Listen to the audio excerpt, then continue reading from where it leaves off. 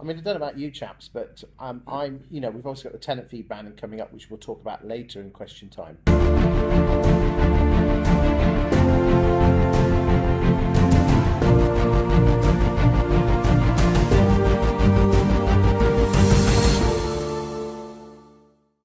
But the amount of agents that put their head in the sand and thinking it was never coming, and then all of a sudden are now running around like headless chickens with weeks to go, cutting costs and basically cut their nose off to spite their face. It's been coming for a couple of years. Why do you think people are like that they put their head in the sand? Stop talking about me like that. Because I've pretty much done that. But why? Well, in fairness, lettings is a very, very small percentage of our revenue. Okay. So it's quite big with you though, isn't it? Yeah, it's a larger percentage, yeah. We'll come to you in a second. Go on. Only last week I said I'd best sit down with our lettings manager and actually go through what we're going to do about it. This was announced 2 years ago, mate. Yeah. I thought you were supposed to be perfect. I'm far from perfect. So why do you think you've been putting it off? I've not been too concerned by it, to be honest. Okay. Because the lettings is such a small amount of if anything, it's such a shame to lose a few it might be in a month, £1,000 a month of tenant fees. It's hardly going to change the business. Is it going to affect you, Simon? Yeah, it's going to affect us. We have planned a bit more ahead for it, but I think because we've learned a lot from it. We've got a slightly larger book, so it has been more important for us to look at that. I don't think it's going to affect us too much because we're not that reliant on it because the sales side of it has been growing as well. So, what have you actually done on the letting side to alleviate? Have you tried to cut costs? Have you tried to increase fees? Systemisation? Systemisation is obviously one of the major things we're working on, and looking at prop tech as well to try and improve things, both service levels and also what we're having to spend doing things, which is big. And fees are inevitably going to go up, and we're talking to landlords about rent increases to cover the fees going up, so they're actually better off as well as us. Are you finding that around the country, chaps? Yeah, I mean what Perry and Simon have said is sort of muted from sort of around my neck of the woods, most definitely. Okay, Eric? Yeah, I haven't got into very many in-depth conversations with regards to agents on lettings, I'm afraid. I'm more focused on sales.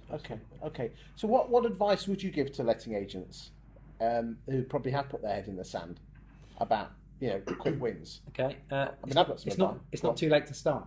Okay, we are. I know we're now 2-3 months away. I think it's a bit longer away than we thought it could have been. I think we were expecting it to be sort of 1st of April, that sort of time. We've got a couple of extra months. That's a bonus as far as I'm concerned, and it's giving people a bit more chance to do things. I think it is about making sure that some of the services you're doing at the moment as a letting agent, including in the managed side, you strip those out and say, well, look, they're extra services. So we can keep the fees at the same or similar level, but we're not going to do some of the things that take a lot more time. They're very specific, and things that we don't think are necessarily productive and useful. Very much so. I mean, interestingly, a lot of my clients, because I have over 100 letting and estate agency clients, they've been on a course that Sally Lawson runs. And basically, she says exactly the same, where if you look at what you do now to what you were doing 5-10 years ago, you're doing twice the amount of job, but for not twice the amount of fee. So basically, what she basically says, in a nutshell, is you write down exactly what you do, extra, and you say you're presently being charged 10%. These are all the extras that we have to do since we took you on board. I can keep you on at 10% and you do all that yourself, or I can charge you 12%. And this is interesting.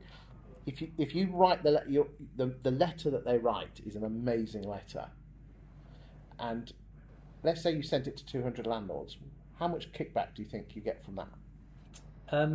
We've got the letter ready. Excellent. My daughter, who's our lettings manager, actually went on the Sally Lawson one. Oh, there you go. I didn't know that. And there you go. And we've got the service layer restructured document as well. So we've kind of gone through. So we've gone through all this. The letter's ready. Do you agree? So you agree with everything? Well, you haven't put it into action just yet. Do you like what's seeing? Yeah, we definitely like what it says and what it does. And, and the principle behind it is definitely right. Whereas a few years ago, when you'd be talking fees that were higher for lesser work, the fees have come down. Yes. And also there's more work. So I think for us, we've spoken to a few landlords, tried it out with a few, and we've been surprised by some of them who've gone, yeah, that's great. Yeah. It's all about... It's just fear, isn't it? It's fear. We're worried. Why do you think we fear that as human beings? It's just part of our DNA, I think, a lot of the time. And I was talking to Perry earlier, and I don't think enough agents give themselves enough bandwidth to actually step outside of their business and sort of reevaluate and look at what they're doing. They're just very busy, a lot of them, doing the same things that they've always done, Yeah. and they're not giving themselves the time to actually adjust with the alterations in the market. Isn't that classic in the business or on the business, isn't it? Definitely. And that's called insanity, isn't it, as well? What, doing the same thing? Expecting different results. Yeah. And what's interesting is I won't comment on what you just said because I'm not qualified much to talk about lettings because I've not got a big enough lettings business, but I'll be going on a Sally Lawson course for sure. I'll be speaking to her about it because I do want to grow the lettings side of the business, but that strategy is great in my view because we're conditioned as agents to new clients. We need new clients. Forget the ones we've got. We need new clients. Whereas actually the maximisation strategy from your current client base, you'll be surprised that they'll probably only too pleased to pay you more because they're so happy. Also, I mean, the amount of I used to work in a national position for Belvoir, and when you actually started talking to the landlords, the amount of landlords that spread their portfolio between agents. It's surprising. Yeah. We're still finding the odd landlord now saying, "Oh yeah, by the way, I put this one with this agent because I didn't want to put it all with you." And I'm like, "But we give you a good service." And they go, "Yeah, we give you you give us a good service, but we didn't want to put everything in one basket." And it's amazing. We found that. We've Yeah. I stupidly sold our lettings portfolio 4 years ago, which I regret doing, but a big part of an attraction for our model, because we were this kind of hybrid hub model, was that one landlord who owned property in 6, 7, 8, 10 different towns had one team to deal with, and that I inherited a portfolio of 25 properties at the time from one client. Excellent. Mid-tenancy, done a deal where I wouldn't charge them until the tenancy was over. Coming back to these letters, I've been looking at my clients. You get less than 1% of landlords kicking off. Yeah. We've just got to have the balls to actually know what we are worth and go out there and say, look, this is the service we do. I mean, again, why do landlords employ letting agents? It's not for our Section 8 versus Section 21 notice knowledge, which I think a lot of agents try and do with their marketing, which I think to scream at. And if any of you do any of your marketing, I'll come and haunt you and kill you, humbly, nicely, probably the other way around. What I'm trying to say is that they're looking for an easy life. They want the money on time. They want a decent tenant with no hassle or stress, and that's what these landlords want. And you know, let's be honest. We all get our phone call. We all get our home insurance through, and it's gone up 50 quid. Did we go shopping round? Yeah, sod it. Convenience, isn't it? Yeah. We're suckers to convenience and easy life. It's the same reason why people don't swap banks. Apathy.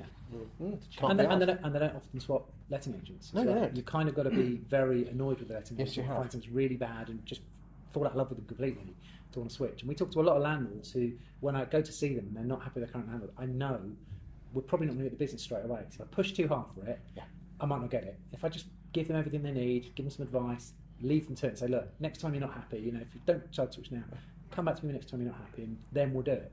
So we get a lot where they're coming back to us 6, 12 months down the line. Yeah, because people buy from people, don't they? And I think people don't do stuff for fear of the grass not being greener as well. So same with any sales or lettings, people stick with that. I'm like, but you've been in the market 7 months. What's the problem? What's the worst that can happen? We can either sell it for you, or you'll sit on the market for another 7 months. But do something. Well, like people don't swap banks, they don't swap electrical firms, gas. And, you know, that's the problem with landlords, isn't it? Well, chaps, thanks very much.